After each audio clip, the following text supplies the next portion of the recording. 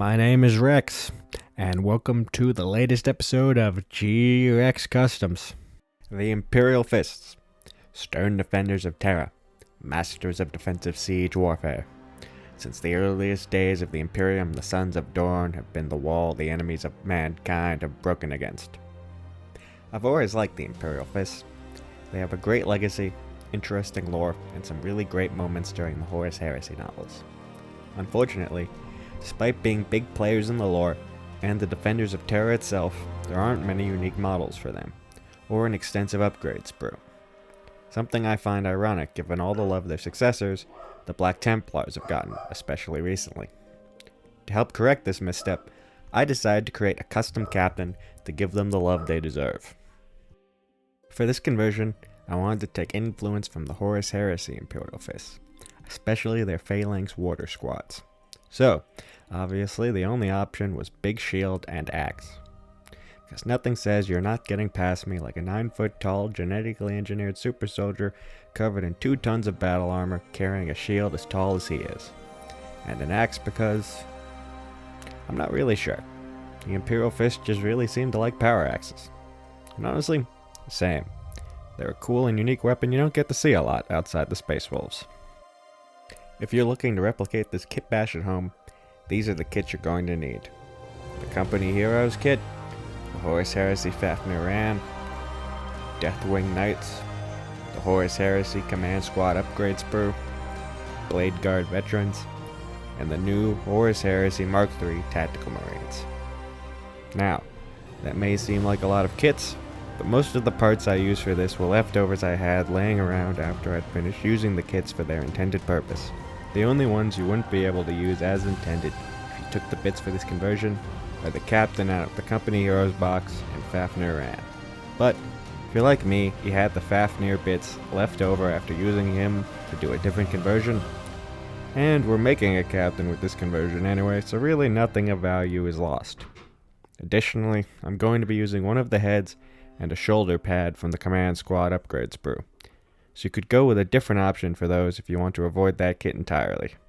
Same for the Mark III kit, honestly, since I'm only taking a backpack and a holstered pistol. To start with this kit bash, we're just going to cut out the pieces we need for the Captain off the Company Heroes sprue. We're going to need everything for him minus the arms, head, and backpack. So cut those off the sprue and set them aside.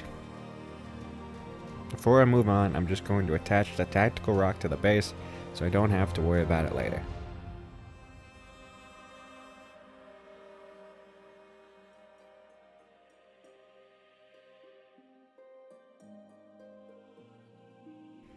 Once that's glued down, I'm just going to clean up the rest of the pieces and glue them together according to the instructions. As part of this process, I'm going to cut off the nubs on the back of the torso that's supposed to help attach the backpack. We're going to be using a different backpack that doesn't use this kind of connection, so we're not going to be needing it.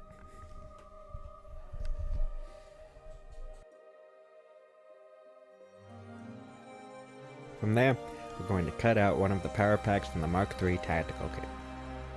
I'm taking this backpack because I feel that it fits better for an Imperial Fist Captain, and that it'll fit well with the Imperial Fist icon we're taking off of Fafnir Ran. I could just use the normal backpack from the Fafnir Ran kit, but I took that backpack for a different kit bash, so I only have the Imperial Fist icon from the top of it left. So, I'm going to cut that out and attach it to the Mark III power pack, but again, if you're starting with a full Fafnir Ran kit, you could just use the backpack as is and not have to do any modifications.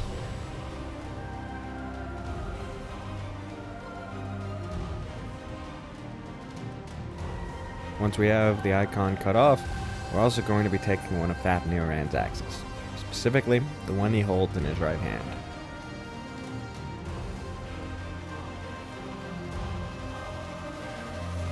After that's all cut off the sprue, we're going to clean it up with our hobby knife. Next, we're going to check the fit up between the Imperial Fist icon and the backpack. We're going to have to sand down both the icon and the backpack to create a flat surface so that when they're glued together, it's arranged properly.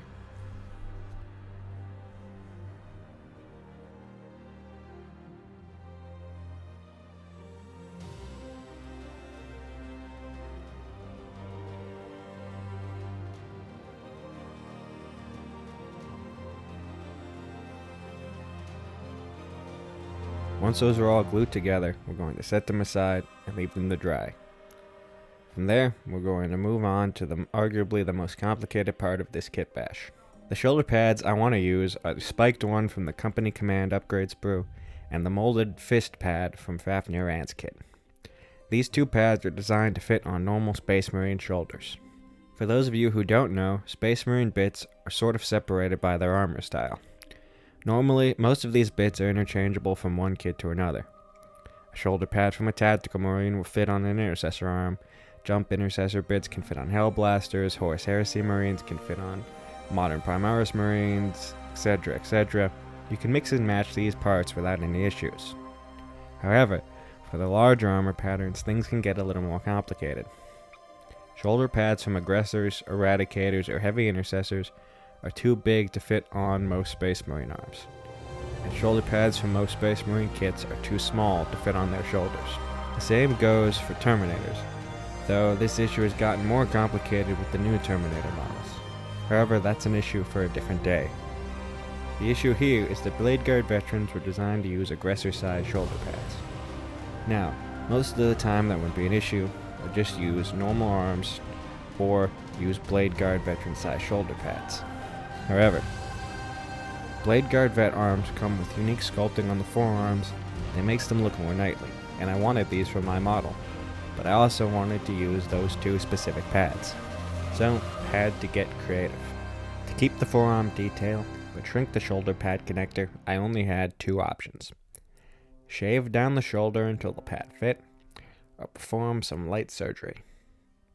I decided to go with the second option. First, we're going to be taking these two random normal-sized Space Marine arms. We're going to have to sacrifice them to get this to work, but I have so many duplicates of these that I'm not really going to miss them. Taking the hobby saw, we're going to cut away the shoulder from both the Blade Guard arms. Once that's done, we're going to be using an X-Acto knife to clean up the cut and create a smooth surface. Then, we repeat the whole process on the two normal-sized arms.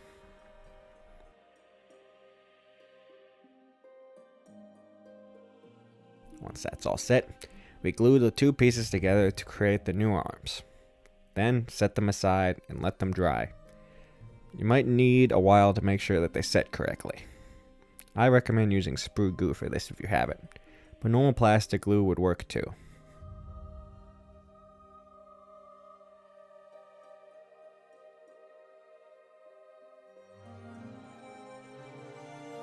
From there, we're going to go back to the Blade Guard sprue and cut away one of the shield holding hands.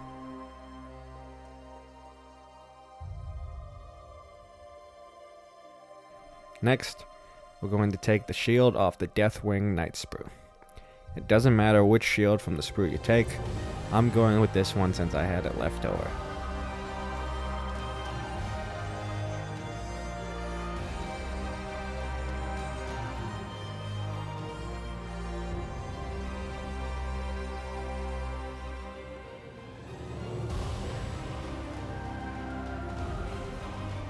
Once they're off the sprue, we'll clean them up with our X-Acto knife and move on to the modifications we need to get them to work. There's a small nub on the hand and the shield, since they weren't designed to work together. We're going to need to cut those away to get them to fit.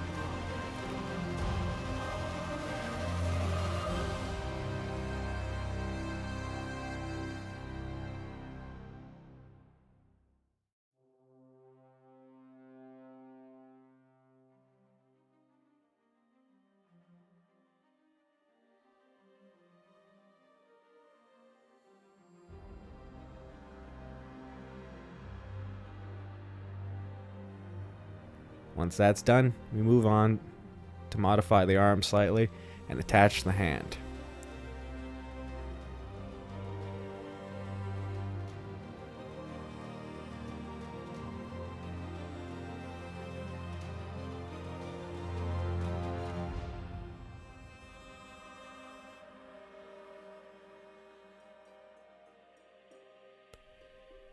While we're at it, I'm going to attach the axe to the other hand and leave them both to dry while I work on the shield.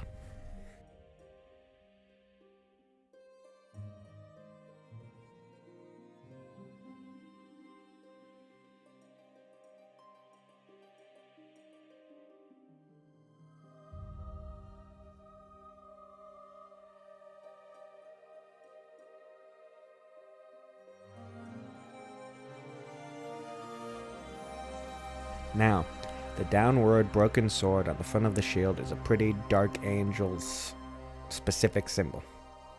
And I could cut it all away and leave the shield smooth and blank so I could paint on an Imperial Fists logo, but I like the design, and the Imperial Fists have a lot of knightly aspects to them as well.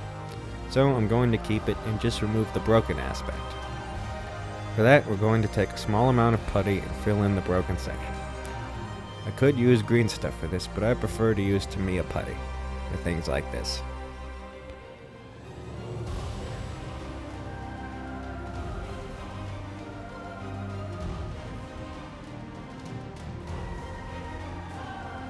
Once it's in place, we can attach the shield to the arm.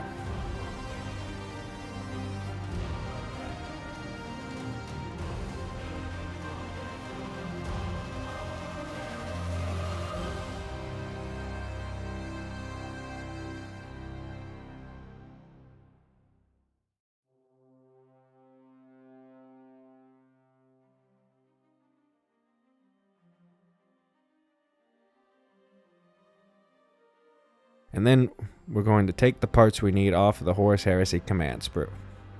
Again, these parts are the spike shoulder pad and one of the fancy crested helmets. It doesn't matter which one.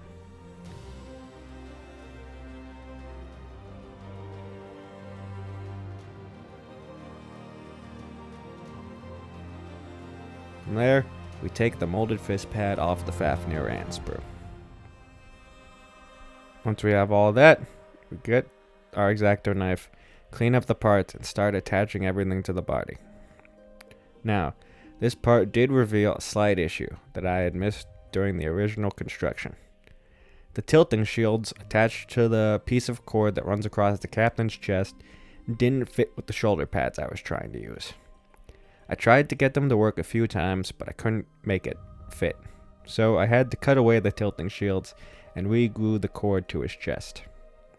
After all that, the pieces were connected, and all that was left to do was paint up the model, leaving us with this. I'm really happy with how this model turned out. I think all the modifications I did really sold this model as an Imperial Fist, and gave him the character the chapter usually doesn't get, since it doesn't have any unique models. I think if I was going to do it again, I might change up the pose and have him swinging the axe. But having him with his shield up blocking an attack also works to sell the fist's defensive nature. Additionally, as odd as it may seem, I think I might not use a molded shoulder pad next time. Painting the black on white on yellow was difficult, and a water slide decal might have been better. If you would have done anything differently, or have any ideas for conversions I should do in the future, leave them in the comments. Additionally, I'd appreciate it if you could leave a like and share this video. If you like the video, I release new ones every 2 weeks, so remember to subscribe and hit the bell button to stay in the loop. Anyway, I hope you learned something, and if you didn't, I hope you at least had a good time. I'll see you next time. This is Rex, signing off.